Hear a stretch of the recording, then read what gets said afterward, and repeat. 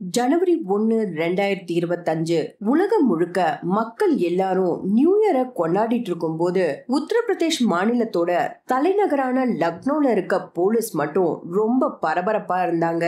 அதுக்கு காரணம் அன்னைக்கு காலையில ஒரு நபர் போலீஸ் ஸ்டேஷனுக்கு போனது. அவனை பார்த்ததும் அங்கிருந்த போலீஸோட முகமே மாறுச்சு. ஏன்னா அவன் பேண்ட் ஃபுல்லா ரத்த கரை. அங்க இருந்த போலீஸ் இவன் என்னடா நியூ இயரை ஜாலியா என்ஜாய் பண்ணாம காலையிலேயே ஸ்டேஷனுக்கு வந்திருக்கான், அதுவும் பேண்ட் ஃபுல்லா ரத்த கரையோட, எங்க வம்பு இழுத்துட்டு வந்திருக்கானோன்னு நினைச்சாரு. அந்த நபர் கிட்ட போய், என்னப்பா ஏதாவது பிரச்சனையா, யாராவது உன்னை அடிச்சாங்களா, நாங்க ஏதாவது உனக்கு உதவி பண்ணணுமா, தைரியமா சொல்லுன்னு கேட்டாரு.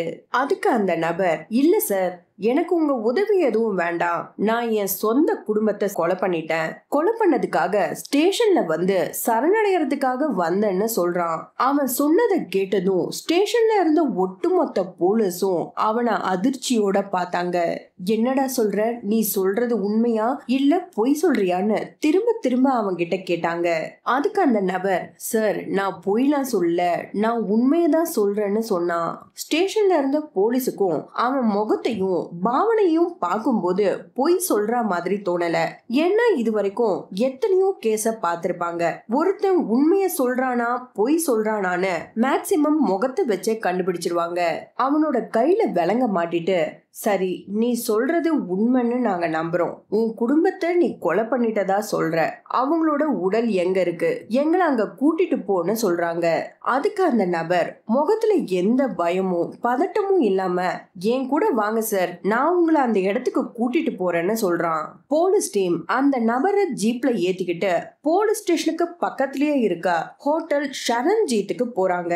அங்க ஒரு ரூமை கை காட்டி, அந்த ரூம்ல தான் சார் நாங்க எல்லாரும் தங்கணும், ரூம்குள்ளதான் எல்லாரோட உடல்களும் இருக்குன்னு சொல்றான். போலீஸ் டீம் அவன் காட்டின ரூமை திறக்கிறாங்க.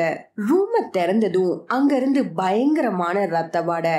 அந்த நபர் சொன்னதை வச்சு போலீஸ் ஒரு கெஸ் பண்ணி வச்சிருந்தாங்க, அவன் குடும்பத்தையே கொலை பண்ணிட்டேன்னு சொல்றான். அப்போ ரூம்குள்ள 2-3 உடல்களாவது இருக்கும்னு நினைச்சாங்க. ரூம்குள்ள போய் பார்க்கும்போது உடல்கள் எதுவும் இல்ல. எது மேலேயோ போர்வைய போத்தி வச்சிருக்கான். அந்த போர்வைய பொறுமையா எடுத்தாங்க. போர்வைக்குள்ள ஒருத்தர் இல்ல, 2 பேர் இல்ல, 5 பேரோட உடல்கள் இருந்தது. அங்க இருந்த உடல்களை பார்த்து போலீஸ் அதிகாரிகளே ஷாக் ஆகி போனாங்க. ஏன்னா இறந்து போயிருந்த எல்லாருமே பெண்கள், அதுவும் 16, 9 வயசு இருக்க பெண் குழந்தைங்க இறந்து போயிருந்தாங்க. போலீஸ் 5 உடல்களையும் அட்டாப்சிக்கு அனுப்பிட்டு ரூம்ல இருக்க எவிடன்ஸ் எல்லாத்தையும் கலெக்ட் பண்றாங்க. அங்க ஒரு மது பாட்டில், 3 செல்போன், ஒரு அறுவை சிகிச்சை பிளேட், இதெல்லாம் போலீஸுக்கு கிடைச்சது. அங்க கிடைச்ச எல்லா எவிடன்ஸையும் கலெக்ட் பண்ணிட்டு கொலை செஞ்ச நபரை ஸ்டேஷனுக்கு கூட்டிட்டு வந்து விசாரணையும் தொடங்கினாங்க. போலீஸ் விசாரணையை தொடங்கும் போது தான் குடும்பத்தை சேர்ந்த 5 பெண்களை கொலை பண்ணிட்டோன்னு அவன் முகத்துல கொஞ்சம் கூட வருத்தம் இல்ல. அதோட போலீஸ் கிட்ட இருந்து தப்பிக்கணும், அவங்க கேக்குற கேள்விக்கு பதில் சொல்லாம தன்னை தற்காத்துக்கணும்னு அந்த நபர் நினைக்கல, முயற்சியும் பண்ணல. போலீஸ் அந்த நபர் கிட்ட, உன் ஃபேமிலியை இந்த அளவுக்கு கொடூரமா ஏன் கொலை பண்ண, அதுக்கு பலமான காரணம் ஏதாவது இருக்கும்ல, அத சொல்லுன்னு கேட்டாங்க. டிசம்பர் 31 என்ன நடந்தது, மொத்த குடும்பத்தையும் ஏன் கொலை பண்ணா, எல்லா உண்மைகளையும் அந்த நபர் போலீஸ் கிட்ட சொன்னா. நீங்க பாத்துட்டு இருக்கிறது voice of Kalpana and welcome to our channel. நான் போடுற ஒவ்வொரு வீடியோஸ்க்கு பின்னாடியும் பெரிய எஃபர்ட் இருக்கு. இந்த எஃபர்ட்டுக்கு உங்களோட ஆதரவு ரொம்ப முக்கியம். அதனால மறக்காம ஒரே ஒரு லைக் பண்ணிடுங்க. அதோட புதுசா ஹைப்னு ஒரு ஆப்ஷன் வந்திருக்கு, அதுலயும் பாயிண்ட்ஸ் கொடுத்துருங்க. இப்போதான் நம்ம சேனலுக்கு புதுசா வந்திருந்தீங்கன்னா மறக்காம சப்ஸ்கிரைப் பண்ணிட்டு பக்கத்துல இருக்க பெல் ஐகானையும் ஆன் பண்ணிக்கோங்க. அப்போதான் நான் போடுற ஒவ்வொரு வீடியோக்கான நோட்டிபிகேஷனும் உங்களை வந்து சேரும். தான் சொந்த குடும்பத்தையே கொலை பண்ண அந்த நபரோட பேரு முகமது ஹர்ஷத், வயசு 24. இவனோட ஃபேமிலி உத்தரப்பிரதேஷ்ல இருக்க ஆக்ரா பகுதியில வாழ்ந்துட்டு வராங்க. ஹர்ஷத்தோட சேர்த்து இவன் ஃபேமிலில மொத்தமா 7 பேர். அவனோட அப்பா முகமது பதார், இவரை எல்லாரும் பதார்னு கூப்பிடுவாங்க. இவருக்கு வயசு 55. இவரோட மனைவி ஹஸ்மா, இவங்களுக்கு 45 வயசு ஆகுது. இவங்களோட மூத்த பையன் தான் ஹர்ஷத். இவனுக்கு அப்புறம் 4 பொண்ணுங்க பிறந்தாங்க. ஹல்சியா வயசு 19, ராமின் 18, ஆக்ஸா 16, அலியா 9. ஹர்ஷத் பேரண்ட்ஸ் முதல்ல அவங்களோட சொந்த ஊரான சம்பல் பகுதியில வாழ்ந்துட்டு வராங்க. அங்க அவங்களுக்கு போதுமான வருமானம் கிடைக்காததால சம்பல்ல இருந்து வேற ஒரு பகுதிக்கு போயிட்டு கொஞ்ச நாள் அங்க வாழ்ந்தாங்க. சொல்ல போனா ஹர்ஷத் அவனோட குழந்தை பருவத்துல ஒரே இடத்துல வாழல. ஹர்ஷத்தோட அப்பா பதாருக்கு எங்க வேலை கிடைக்குதோ அங்க அவரோட குடும்பத்தையும் கூட்டிட்டு போயிடுவாரு. ஒரு வருஷம் சம்பல், அடுத்த 2 வருஷம் வேற ஒரு ஊர்ல, அடுத்தடுத்து இப்படி மாறி மாறி போயிடுவாங்க. ஏன்னா குடும்பத்துல மொத்தம் 7 பேர். இவங்க எல்லாரோட தேவையும் பூர்த்தி பண்ண வேண்டிய பொறுப்பு ஹர்ஷத்தோட அப்பா பதார் கையில. அதனால பதார் என்ன வேலை கிடைக்குதோ எல்லா வேலையும் செய்வாரு. கொஞ்ச நாள் கம்பெனில வேலை செய்வாரு. சில நாள் சின்னதா வண்டி வாங்கி அதுல ஏதாவது பழம் விக்கிறது, இல்லனா வேற ஏதாவது பொருட்கள் வாங்கி விற்பாரு. பதார் கடின உழைப்பாளி. கிடைக்கிற எல்லா வேலையும் செஞ்சு அவரோட குடும்பத்தை பாத்துக்கிட்டாரு. கடின உழைப்பாளியா இருந்தாலும் அவர்கிட்ட மோசமான ஒரு குணம் இருந்துச்சு. சின்ன சின்ன விஷயத்துக்கெல்லாம் அவரோட மனைவி அஸ்மாவை திட்டுறது, அவங்க மேல எரிஞ்சு எரிஞ்சு விழுறது. பதார் கிடைக்கிற வேலைய பார்த்தாலும் அவருக்குள்ள ஒரு விரக்தி. நம்மளுக்கு சரியான வேலை இல்ல, நல்ல வருமானம் கிடையாது. இது ஒரு பக்கம் இருந்தாலும் இதனால ஏற்படுற டென்ஷனையும் அவரோட மனைவி மேலதான் காட்டுவாரு. வெளியில யார் கூடயாவது சண்டை ஏற்பட்டாலும் அந்த கோபத்தையும் வீட்டுக்கு வந்ததும் மனைவி மேலதான் காட்டுவாரு. இதெல்லாம் நினைச்சு அஸ்மா ஒவ்வொரு நாளும் கஷ்டப்பட்டாங்க. அவங்களோட கஷ்டத்தை பெருசா எடுத்துக்காம தான் பசங்க கூட சந்தோஷமா இருந்தாங்க. ஹர்ஷத்துக்கு விவரம் தெரிய ஆரம்பிச்சதுல இருந்து தான் அப்பா பணத்துக்கு கஷ்டப்படுறது, அவர் தன்னோட அம்மாவை எப்படி நடத்துறாரு, இது எல்லாத்தையும் தினம் தினம் பார்த்து பார்த்து வளர்ந்தான். ஹர்ஷத் அவன் அப்பா பதார் செஞ்ச சின்ன சின்ன விஷயத்தையும் உன்னிப்பா கவனிச்சு பதார் காரணமே இல்லாம தான் மனைவிய அடிக்கிற மாதிரி ஹர்ஷத்தும் அவனோட 4 சகோதரிகளையும் காரணமே இல்லாம அடிக்கிறது, திட்டுறது. அதோட வெளியில ஏதாவது ஆண்கள் கூடவோ இல்லைன்னா பெண்கள் கூடவோ பேசினாலும் அவங்க கூட எல்லாம் ஏன் பேசுறீங்கன்னு கேட்டு எல்லாரையும் அடிச்சு துன்புறுத்திருக்கான். இவனோட இந்த பைத்தியக்காரத்தனம் அந்த வீட்டுல இருந்து எந்த பெண்களுக்கும் சுத்தமா பிடிக்கல. அவனை எதிர்த்து பேசினாங்க. அப்பவும் அவங்களுக்கு அடி உததான். பதார் இத்தனை வருஷமா கிடைக்கிற வேலைய செஞ்சு கஷ்டப்பட்டு கொஞ்சம் கொஞ்சமா பணத்தை சேர்த்து ஆக்ராக்கு பக்கத்துல இருக்க ஒரு சின்ன கிராமத்துல சொந்தமா ஒரு நிலத்தை வாங்கி அங்க வீடு கட்டினாரு. வீடு கட்டினா மட்டும் போதுமா? அவங்களோட தினசரி வாழ்க்கையை நடத்துறதுக்கு ஒரு வருமானம் தேவை. அதனால பதார் அவர் கட்டிட்டு இருந்த வீட்டுக்கு முன்னாடி சின்னதா ஒரு கடையையும் கட்டினாரு. வீடு கட்டி முடிச்சதும் வாடகை வீட்டை காலி செஞ்சுட்டு அவங்க சொந்தமா கட்டின வீட்டுக்கு வந்து வாழ ஆரம்பிக்கிறாங்க. அங்க வந்ததுக்கு அப்புறமும் பதாரும் ஹர்ஷத்தும் 2 பேரும் அவங்களோட குணத்துல இருந்து கொஞ்சம் கூட மாறல. இப்படியே 2024 வருஷமும் வந்தது. அப்போ ஹர்ஷத்துக்கு 23 வயசு. அவனோட அம்மா அஸ்மா என்ன நினைச்சாங்கன்னா, பையனுக்கு கல்யாணம் பண்ணி வச்சா திருந்திடுவான், அவன் மனைவி கூட சந்தோஷமா வாழ்க்கைய வாழணும்னு நினைப்பான், நம்ம பையன் டோட்டலா மாறிடுவான்னு அஸ்மாவும் பதாரும் ரொம்ப நம்பிக்கையோட அவனுக்கு ஜூலை 28, 2024 அன்னைக்கு சாண்ட்னின்னு ஒரு பொண்ணு கூட கல்யாணம் பண்ணி வைக்கிறாங்க. அஸ்மாவோட நம்பிக்கை எல்லாமே வீணா போச்சு. ஹர்ஷத் கல்யாணத்துக்கு அப்புறம் 1% கூட மாறல.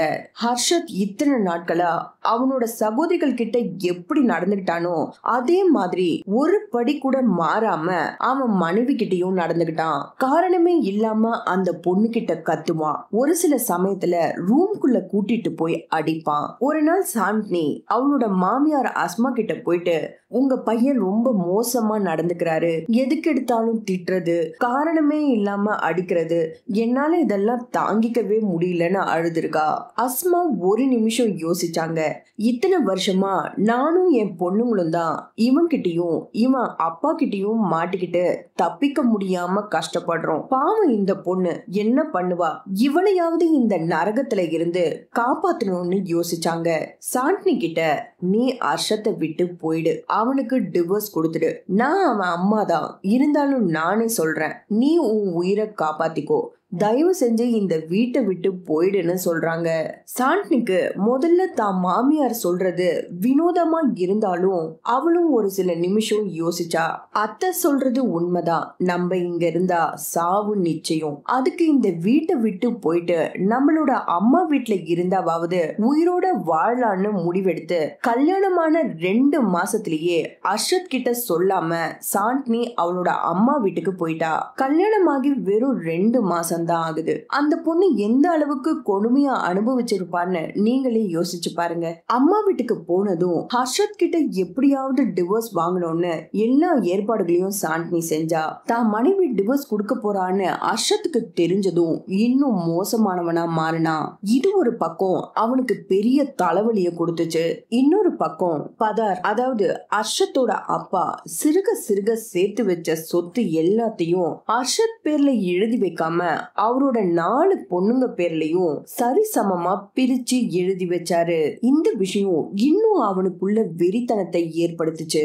ஒரே ஒரு பையன். பதார் ஏன் இப்படி பண்ணணும்? அதுக்கும் ஒரு காரணம் இருக்கு. ஹர்ஷத் மேல அவருக்கு பாசம்லாம் இல்லாமல்ல, அவன் எவ்வளவு தப்பு பண்ணாலும் பதாரும் அவரோட மனைவியும் பொறுத்துக்கிட்டாங்க. தான் பையன் மாறிடுவான்னு நினைச்சுதான் அவனுக்கு கல்யாணம் பண்ணாங்க. ஆனா ஹர்ஷத் மாறல, திருமண வாழ்க்கையும் கெடுத்துக்கிட்டான். இதுதான் பதாருக்கு அவன் மேல இருந்த கோவத்துக்கான காரணம். சாண்டிக்கும் ஹர்ஷத்துக்கும் விவாகரத்துக்கு ஆனதுக்கு அப்புறம் தான் பதார் இந்த முடிவை எடுத்து சொத்து எல்லாத்தையும் பொண்ணுங்களுக்கு சரிசமமா பிரிச்சு எழுதி வச்சாரு. தான் பையனுக்கும் எனக்கும் எந்த சம்பந்தமும் இல்லைன்னு குறிப்பிட்டு இருந்தாரு. ஒருவேளை ஹர்ஷத்துக்கு சொத்தை கொடுத்தா அவன் எல்லாத்தையும் நாசம் பண்ணிடுவான்னு அவருக்கு தெரியும். தான் அப்பா சொத்து எல்லாத்தையும் தான் தங்கச்சிங்களுக்கு எழுதி வச்சுட்டாருன்னு தெரிஞ்சதும் ஹர்ஷத் கொடூரமானவனா மாறினா. எந்த ஒரு பையனும் தான் அப்பாவுக்கு செய்யக்கூடாத ஒரு கொடூரத்தை செஞ்சான். தான் அப்பான்னு கூட பார்க்காம பதார ரத்தம் வர அளவுக்கு அடிச்சு தர தரன்னு ரூமுக்கு இழுத்துட்டு போய் தலை கீழே நிக்க வச்சான். அந்த வீட்டுல இருந்த 5 பெண்களும் ஹர்ஷத்தோட கோவத்தை பார்த்து கொலை நடுங்கி போய் நின்னாங்க. அவன் கிட்ட போறதுக்கே பயந்தாங்க. அக்கம் பக்கத்துல இருக்கவங்க எல்லாம் சத்தத்தை கேட்டு பதாரோட வீட்டுக்குள்ள ஓடி வந்து அவர் இருக்க நிலைமைய பார்த்து அவங்க எல்லாரும் தான் ஹர்ஷத்தை கட்டுப்படுத்தி பதாரோட உயிரை காப்பாத்தினாங்க. ஹர்ஷத் இந்த அளவுக்கு கொடூரமா மாறினதுக்கு அப்புறமும் அவனோட பேரண்ட்ஸ் போலீஸ்ல போய் ஒரு கம்ப்ளைண்ட் கொடுக்கல. இப்படியே ஒரு சில நாட்கள் கடந்து போச்சு. டிசம்பர் 18, 2024 அன்னைக்கு காலையில ஹர்ஷத்தும் பதாரும் அவங்க வீட்டுக்கு பக்கத்துல இருக்க நெய்பர்ஸ் கிட்ட எல்லாம் காரணமே இல்லாம சண்டை போடுறாங்க. நெய்பர்ஸ்க்கும் இவங்க 2 பேரும் சண்டை போடுறதெல்லாம் புது விஷயம் கிடையாது. அவங்களுக்கு இதெல்லாம் பழகி போன விஷயம் தான். அதனால அந்த சண்டைய அவங்க யாருமே பெருசா எடுத்துக்கல. அக்கம் பக்கத்துல இருந்தவங்க எல்லாரும் அன்னைக்குதான் அந்த குடும்பத்தை கடைசியா பார்த்திருக்காங்க.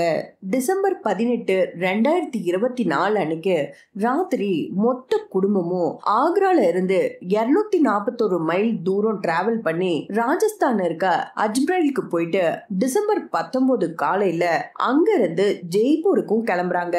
10 நாள் ஜெய்ப்பூர்லயே அங்க இங்கன்னு தங்கி அவங்களோட நாட்களை ஓட்டிட்டு இருந்தாங்க. டிசம்பர் 29, 2024 அன்னைக்கு ஜெய்ப்பூர்ல இருந்து லக்னோக்கு வந்துட்டு அங்க ஷவன்ஜித் ஹோட்டல்ல ரூம் புக் பண்ணிட்டு அங்க மொத்த குடும்பமும் ஸ்டே பண்ணாங்க. டிசம்பர் 30, 31 2 நாட்களா இவங்க 7 பேரும் லக்னோவை சுத்தி பார்த்து நல்லா சாப்பிட்டு 2 நாளும் மொத்த குடும்பமும் ஹாப்பியா இருந்தாங்க. இந்த 2 நாட்கள் அவங்க அனுபவிச்ச சந்தோஷத்துக்கு பின்னாடி ஒரு பெரிய கொடூரம் ஒளிஞ்சிருக்குன்னு அந்த குடும்பத்தை சேர்ந்த பெண்களுக்கு தெரியல. டிசம்பர் 31 அன்னைக்கு சாயந்தரம் பதாரும் ஹர்ஷத்தும் கடைக்கு போயிட்டு ட்ரிங்க்ஸும் சாப்பாடும் வாங்கிட்டு ரூமுக்கு வராங்க. ரூம்குள்ள வந்ததும் ஹர்ஷத் அவனோட அம்மாவையும் 4 சகோதரிகளையும் ட்ரிங்க் பண்ண சொல்லி டார்ச்சர் பண்றான். அவங்க 5 பேரும் இதெல்லாம் எங்களுக்கு வேண்டாம், டார்ச்சர் பண்ணாத, தயவு செஞ்சு எங்களை விட்டுடுன்னு எவ்வளவோ அழுதுருக்காங்க. ஆனா ஹர்ஷத் அவங்க சொல்ற எதையுமே கேட்கல. அவங்கள அடிச்சு வற்புறுத்தி அவங்க 5 பேரையும் குடிக்க வச்சான். அதுக்கப்புறம் சாப்பிட்டு எல்லாரும் தூங்க போயிட்டாங்க. ஜனவரி 1, 2025 அதிகாலை 1:30 இருக்கும். அப்போ தூங்கிட்டு இருந்த அர்ஷத் திடீர்னு எழுந்திருச்சு அவனோட அப்பா பதாரையும் எழுப்புறான். அப்பா பையன் 2 பேரும் மெல்லமா அஸ்மா பக்கத்துல போயிட்டு அவங்களோட ஒரு பக்கம் புடவை நுனியை எடுத்து அவங்க கத்த முடியாத அளவுக்கு அவங்க வாயில வச்சு திணிக்கிறாங்க. இன்னொரு பக்கம் புடவை நுனியை எடுத்து அவங்களோட கழுத்தை சுத்தி இறுக்கமா நெரிச்சதுல மூச்சு விட முடியாம அஸ்மா இறந்து போறாங்க. அஸ்மா இறந்ததுக்கு அப்புறம் பதாரும் அர்ஷத்தும் எந்த ஒரு சத்தமும் வராத அளவுக்கு அந்த 4 பொண்ணுங்க கிட்ட போறாங்க. அவங்க 4 பேரும் கத்தி காமிச்சிட கூடாதுன்னு துணிய வச்சு அடைக்கிறாங்க. எப்படி இருந்தாலும் அந்த 4 பொண்ணுங்களுக்கும் சுயநினைவு இருக்காதுன்னு தான் சொல்லணும். ஏன்னா இது எல்லாமே அப்பா பையனோட பிளான். அதுக்காக தான் அந்த 5 பெண்களுக்கும் அவங்க ட்ரிங்க்ஸ் வாங்கி கொடுத்தாங்க. அந்த பொண்ணுங்களுக்கு அந்த சமயம் அவங்களுக்கு என்ன நடக்குதுன்னே தெரியல. அவங்க 4 பேர் வாயிலையும் துணி வச்சு அடைச்சதும் அர்ஷத் ஏற்கனவே ஆன்லைன்ல ஒரு அறுவை சிகிச்சை பிளேட வாங்கி வச்சிருந்தான். அந்த பிளேடால அவங்க எல்லாரோட கழுத்தையும் கொடூரமா அறுத்து கொலை பண்ணான். அப்பா பையன் 2 பேரும் ப்ரீ பிளான்டா எல்லா விஷயத்தையும் பண்ணிருக்காங்க. முதல் விஷயம், அந்த ரூம்குள்ள ஒரு கிரைம் நடக்குதுன்னு வெளியில இருந்த ஹோட்டல் ஸ்டாஃப்ஸுக்கோ பக்கத்து ரூம்ல தங்கி இருக்கிறவங்களுக்கோ எந்த ஒரு சத்தமும் கேட்காம ரொம்ப கவனமா எல்லாத்தையும் பிளான் பண்ணாங்க. ஹர்ஷத் போலீஸ் கிட்ட மொத்த குடும்பத்தையும் எப்படி கொலை பண்ணான்னு சொல்லிட்டான். ஆனா அதுக்கு காரணம் என்னன்னு சொல்லல. அதோட அவனோட அப்பா என்ன ஆனாரு, அவர் எங்க போனாருன்ற விஷயத்தையும் சொல்லல. ஹர்ஷத் அவனோட போனை எடுத்து போலீஸ் கிட்ட ஒரு வீடியோவை காமிச்சான். அவன் காமிச்ச வீடியோ சோசியல் மீடியாவில் ரொம்ப வைரலா பரவிட்டு இருந்தது. அந்த வீடியோல அவன் என்ன சொல்லியிருந்தானா, எல்லா குற்றவாளிகளுக்கும் பின்னாடி உண்மையான குற்றவாளிங்க ஒளிஞ்சிட்டு இருப்பாங்கன்னு. அப்பா பையன் 2 பேரும் இந்த கொலைகளை செய்யறதுக்கு அவங்க வீட்டு பக்கத்துல இருந்தவங்க தான் காரணம். அவங்க கொடுத்த டார்ச்சர்னாலதான் அம்மாவையும் அவனோட 4 சகோதரிகளையும் கொலை பண்ணதா சொல்றான். அதோட வீடியோவோட கடைசியில காலையில நானே உயிரோட இருக்க மாட்டேன், நானும் இறந்து போயிடுவேன்னு அந்த வீடியோவை ரெக்கார்ட் பண்ணிட்டு இன்ஸ்டாகிராம்ல அப்லோட் பண்ணிட்டு ஜனவரி 1ஆம் தேதி அதிகாலை 4:45 இருக்கும். அப்போ அப்பா பையன் 2 பேரும் அவங்க தங்கியிருந்த லாட்ஜை விட்டு வெளியே போறாங்க. லாட்ஜை விட்டு இவங்க வெளியே வரும்போது 2 பேரும் டிசைட் பண்ணி வச்சிருந்தது என்னன்னா, அவங்களோட உயிரை அவங்களே எடுத்துடணும்னு டிசைட் பண்ணிருந்தாங்க. ஆனா லாட்ஜை விட்டு வெளியே வந்த கொஞ்ச நேரத்திலேயே அர்ஷத் வேற ஒரு பிளானை போட்டான். அவனோட அப்பா பதார ரயில்வே ஸ்டேஷன்ல இறக்கி விட்டுட்டு அவன் நேரா லக்னோ போலீஸ் ஸ்டேஷனுக்கு வந்தான். போலீஸ் கிட்டையும் சரணடைஞ்சான். மத்த விஷயங்கள் எல்லாத்தையும் நம்ம முதல்லயே பார்த்துட்டோம். ஸ்டேஷன்ல இருந்து லாட்ஜுக்கு போனது, அங்க இருந்து உடலை கைப்பற்றினது, இது எல்லாத்தையும் பார்த்தாச்சு. போலீஸ் கிட்ட முதல்ல ஹர்ஷத் இது வரைக்கும் தான் சொன்னான். ஆனா அவனோட அப்பா பதாருக்கு என்ன ஆச்சுன்னு வாயை திறக்கல. ஒரு பக்கம் போலீஸ் பதார ரயில்வே ஸ்டேஷன் மத்த இடங்கள்ல எல்லாம் தேடிட்டு இருந்தாங்க. அந்த சமயம் அர்ஷத் போலீஸ் ஸ்டேஷன்ல இருந்தான். அப்போ அவன் அங்க இருந்த ஒரு போலீஸ் கிட்ட, சார், நான் இன்ஸ்டாகிராம்ல வீடியோ அப்லோட் பண்ணிருந்தேன்ல, அந்த வீடியோவை எத்தனை பேர் பார்த்திருக்காங்க, எத்தனை லைக் வந்திருக்குன்னு சொல்ல முடியுமான்னு கேக்குறான். அங்க இருந்த போலீஸ் எல்லாருமே அவனை வித்தியாசமா பார்த்தாங்க. இந்த மாதிரி மோசமான ஒரு சூழ்நிலையில மாட்டிட்டு இருக்கும் போதும் அவனுக்கு எப்படி இந்த மாதிரி கேட்க தோணுதுன்னு நினைச்சாங்க. தன்னோட மொத்த குடும்பத்தையும் அழிச்சிட்டான். இருந்தாலும் அவனுக்கு ஒரு துளி வருத்தம் கூட இல்லைன்னு போலீஸ் அவன் கேட்ட கேள்விய வச்சே புரிஞ்சுக்கிட்டாங்க. போலீஸ் அவன் கிட்ட திரும்ப திரும்ப விசாரிக்கும் போது மாத்தி மாத்தி பல கதைகளை சொன்னான். சில சமயம் என் வீட்டு பெண்கள் நடந்துகிட்டது எனக்கு பிடிக்கல, அதனாலதான் கொலை பண்ணன்னு சொல்லியிருக்கான். கொஞ்ச நேரம் கழிச்சு என் வீட்டு பக்கத்துல இருந்தவங்க எல்லாம் எங்க கூட சண்டை போடுவாங்க, அதனாலதான் என் குடும்பத்தை சேர்ந்த 5 பேரை கொலை பண்ணிட்டு இந்த பழிய போட்டுடலான்னு டிசைட் பண்ணிட்டு ஒரு வீடியோ எடுத்து அதை இன்ஸ்டாகிராம்லயும் அப்லோட் பண்ணன்னு சொல்றான். அடுத்ததான் இன்னொரு கதையை உருட்டினான். அவங்க சொந்தமா வீடு கட்டி வாழ்ந்துட்டு இருந்தாங்க இல்லையா, அந்த பகுதியில ஒரு கும்பல் மத்தவங்க கிட்ட இருக்க நலத்தை எல்லாம் பறிச்சுப்பாங்கன்னு அடுத்து அந்த கும்பல் இவங்களோட சொந்த வீட்டை பாயிண்ட் பண்ணதாவும், அது மட்டும் இல்லாம அவங்களோட வீட்டை சுத்தி இருக்க ஒரு சிலர் மனித கடத்தல் செய்யறதாவும் அவங்களோட பார்வை இவனோட 4 தங்கச்சி மேல பட்டதாவும் அந்த 4 பொண்ணுங்களையும் ஹைதராபாத்க்கு கடத்திட்டு போக அவங்க முயற்சி செய்யறதா அந்த நபர்களோட பேரையும் குறிப்பிட்டு போலீஸ் கிட்ட சொல்றான். அதோட அவன் இன்ஸ்டாகிராம்ல ஒரு வீடியோ அப்லோட் பண்ணான்ல, அந்த வீடியோலயும் அந்த நபர்களோட பேரை குறிப்பிட்டிருக்கான். அவங்க மொத்தம் 4 பேர். சலீம், அகமத், ஹாரிஃப், அசார். போலீஸுக்கு இவன் சொல்றது உண்மையா பொய்யான்னு தெரியாது.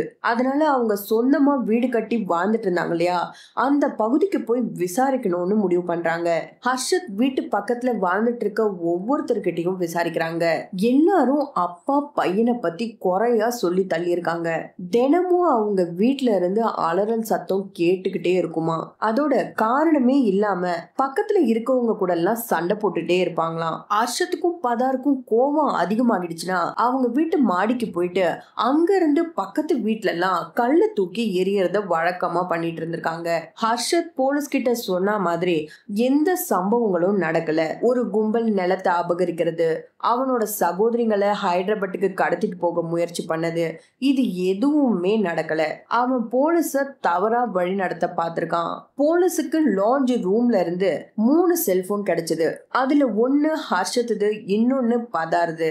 ஹர்ஷத் ஆன்லைன்ல என்னெல்லாம் தேடி பார்த்திருக்கான்னு அவனோட ஹிஸ்டரிய செக் பண்றாங்க. அதுல கழுத்தை எப்படி நெரிக்கிறது, அறுவை சிகிச்சை பிளேடு வாங்குறது, இது எல்லாத்தையும் தேடி பார்த்திருக்கான். இது எல்லாமே கொலை பண்றதுக்கு 15 நாள் 20 நாளைக்கு முன்னாடி அவனோட மொபைல்ல தேடி பார்த்த விஷயங்கள். இதெல்லாம் பார்க்கும்போது ஹர்ஷத் அவனோட அம்மாவையும் சகோதரிகளையும் பல நாட்களுக்கு முன்னாடியே கொலை பண்ணணும்னு பிளான் போட்டிருந்தான்னு போலீஸுக்கு சந்தேகத்தை ஏற்படுத்துச்சு. போலீஸ் திரும்பவும் அவன் வாயில இருந்து ஏதாவது உண்மை கிடைக்குமான்னு விசாரிக்கிறாங்க. இவங்க குடும்பம் ஆக்ரால இருந்து அஜ்மீருக்கும் அஜ்மீர்ல இருந்து ஜெய்ப்பூருக்கும் டிராவல் பண்ணாங்கல்ல, அப்பவே ஹர்ஷத் பதார் 2 பேரும் 5 பெண்களுக்கும் தூக்க மாத்திரை கொடுத்து கொலை பண்ணலான்னு பிளான் போட்டிருக்காங்க. ஜெய்ப்பூர்ல இருக்கும் போது அவங்களுக்கு இந்த பிளான் கை கொடுக்கல. அப்போ அந்த பிளானை தள்ளி போட்டுட்டு லக்னோக்கு வந்ததுக்கு அப்புறம் அந்த ரூம்ல அவங்களோட பிளானை எக்ஸிக்யூட் பண்ணிட்டாங்க. இந்த முறை தூக்க மாத்திரைக்கு பதிலா மதுவை பயன்படுத்தினாங்க. ஹர்ஷத்தை ஒரு பக்கம் போலீஸ் விசாரிச்சுட்டு இருக்கும் போதே இன்னொரு பக்கம் பதாரையும் தேடிட்டு இருந்தாங்க. ஒரு நாள் பதார் அவரோட அக்கவுண்ட்ல இருந்து பணம் எடுக்கிறத போலீஸ் கண்டுபிடிச்சாங்க. இந்த விஷயத்த போலீஸ் ஹர்ஷத் கிட்ட சொல்றாங்க. அதை கேட்டதும் அவன் ஷாக் ஆகிட்டான். ஏன்னா ஹர்ஷத் பதார ரயில்வே ஸ்டேஷன்ல விட்டுட்டு வந்தான். அவன் சும்மா விட்டுட்டு வரல. அவனோட அப்பா கிட்ட நீங்க எங்கேயாவது போயிட்டு உங்க உயிரை நீங்களே எடுத்துக்கோங்கன்னு சொல்லிட்டு தான் போலீஸ் ஸ்டேஷனுக்கு வந்து சரணடைஞ்சிருக்கான். ஆனா பதார் அந்த மாதிரி எந்த ஒரு முடிவையும் எடுக்காம உயிரோட இருக்காருன்னு தெரிஞ்சதும் ஹர்ஷத்துக்கு பெரிய ஷாக்கா இருந்துச்சு. தன்னோட அப்பா உயிரோட இருக்காருன்னு தெரிஞ்சதுக்கு அப்புறம் ஹர்ஷத் போலீஸுக்கு எந்த ஒரு ஒத்துழைப்புமே கொடுக்கல. அவங்க கேக்குற கேள்வி எதுக்குமே சரியான பதில சொல்லாம அமைதியாவே இருந்திருக்கான். பதார் உயிரோட இருக்காருன்னு தெரிஞ்சதும் ஹர்ஷத் அமைதியா இருந்தது போலீஸுக்கு ஒரு குழப்பத்தை ஏற்படுத்துச்சு. ஒருவேளை பதார் இறந்து போயிருந்தா இந்த கொலை எல்லாத்தையும் பதார் தான் செஞ்சாருன்னு அவர் மேல இந்த கொலைப்பழிய தூக்கி போட்டுடலான்னு ஹர்ஷத் நினைச்சானோன்னு போலீஸ் சந்தேகப்பட்டாங்க. போலீஸ் ஒரு ஸ்பெஷல் டீம் அமைச்சு உத்தரப்பிரதேஷ்ல இருக்க கபூர், ஆக்ரா, அஜ்மர், சம்மல் இந்த மாதிரி பல நகரங்கள்ல பதார தேட ஆரம்பிக்கிறாங்க. அதோட அவரோட போட்டோவை சோசியல் மீடியாலையும் பரப்புனாங்க. அவரை பத்தி தகவல் கொடுக்கறவங்களுக்கு 25,000 ரிவார்ட் கொடுக்கறதாவும் அறிவிச்சாங்க. போலீஸ் இவ்வளவு முயற்சி பண்ணியும் பதார பிடிக்க 26 நாட்கள் ஆச்சு. ஏற்கனவே போலீஸ் பதார பத்தி நியூஸ், அப்புறம் சோசியல் மீடியா இப்படி பல விதமா அவரை தேடிட்டு இருந்தாங்க. லக்னோல பதார் சுத்தி திரியும் போது ஒரு நபர் அவரை கவனிக்கிறாரு. அந்த நபருக்கு இது பதாரா இருக்குமோன்னு சந்தேகம் ஏற்படுது. உடனே போலீஸுக்கும் தகவல் கொடுத்துறாரு. அது உண்மையாவே பதார் தான். போலீஸ் அவனை கைது செய்யறாங்க. போலீஸ் பதார விசாரிக்கும் போது முதல்ல ஹர்ஷத் எப்படி மாத்தி மாத்தி போலீஸ வழி நடத்தினானோ அதே மாதிரிதான் பதாரும் போலீஸ் கிட்ட மாத்தி மாத்தி பேசியிருக்காரு. போலீஸ் கொஞ்சம் அவர்கிட்ட கடுமையா நடந்ததும் எல்லா உண்மையும் சொல்ல ஆரம்பிச்சிட்டான். அவரோட மனைவி 4 பொண்ணுங்களை கொலை பண்ணதுக்கு அப்புறம் ரயில்வே ஸ்டேஷனுக்கு போயிட்டு ட்ரெயின் முன்னாடி அவரோட உயிரை அவரே எடுத்துக்கணும்னு முயற்சி பண்றாரு. ட்ரெயின் வர வரைக்கும் காத்துட்டு இருந்திருக்காரு. சடனா ஒரு ட்ரெயின் வரும்போது அவருக்கு அந்த தைரியம் இல்ல. அந்த பிளான அப்படியே டிராப் பண்ணிட்டு ஒரு மங்கி கேப் வாங்கி அவரோட முகத்துல போட்டுக்கிட்டு யாரும் தன்னை பார்த்துட கூடாதுன்னு மறைஞ்சு மறைஞ்சு போறது, ராத்திரியில ஏதாவது ஒரு கிராமத்துக்கு போயிட்டு அங்க தரையில படுத்து தூங்குறது. இந்த சமயத்துலதான் நியூஸ்ல அவரை தேடுறாங்கன்ற விஷயம் அவருக்கு தெரியுது. அவருக்கு நெருங்கின ஃப்ரெண்ட்ஸ், உறவினர்கள் கிட்ட எல்லாம் போயிட்டு உதவி கேட்கிறாரு. ஆனா இவர் பண்ணதோ கொலை, யாரும் உதவி செய்யல. எல்லாருமே உதவி செய்ய முடியாதுன்னு மறுத்து துரத்தி அனுப்பிடுறாங்க. இங்க இருந்தா யாரும் உதவி பண்ண மாட்டாங்க, அதோட போலீஸும் தேடிட்டு இருக்காங்கன்னு நேபாளத்துக்கு தப்பிச்சு போயிருக்காரு. அங்க வெறும் ஒரு வாரம் தான் அவரால் சர்வே பண்ண முடிஞ்சது. அதனால திரும்பவும் லக்னோக்கு திரும்பி வராரு.